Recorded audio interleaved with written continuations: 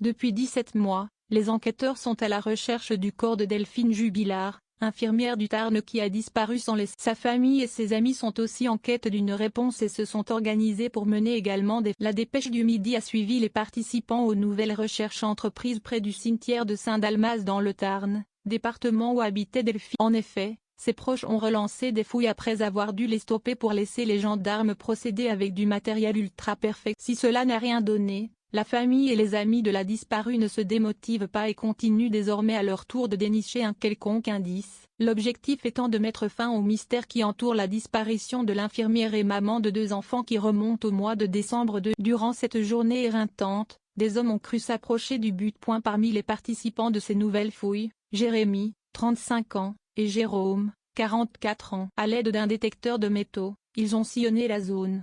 Très motivés et acharnés à trouver une preuve, ils ont entendu leur instrument sonner. Amenez l'appel, ont-ils alors crié.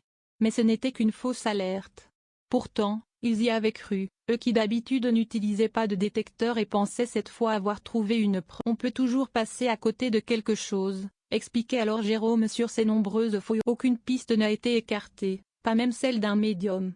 En effet, le célèbre voyant allemand Michael Schneider qui a travaillé sur l'affaire Maddie McCann avait fait part de sa vision pour l'affaire Jubilard. D'après lui, le corps de la mère de famille est situé dans une zone boisée, non loin de Cagnac-les-Mines, entre le cimetière et le chemin de Saint-Quentin. Stéphane, un habitué qui fait le déplacement tous les week-ends depuis Groyet, a fouillé en suivant les indications du voyant et affirmé au quotidien que cela n'a rien de. Les fouilles du 6 juin se sont terminées sur un nouvel échec. S'il n'y a pas de corps dans cette sombre affaire, pour l'accusation, il y a de nombreux éléments qui accablent Cédric Jubilard, l'expertise des lunettes cassées de son épouse ou encore son analyse psychiatrique, ainsi que le témoignage crucial de leur fils aîné qui était présent le dernier soir de. L'époux de la mère de Louis et Elia clame son innocence.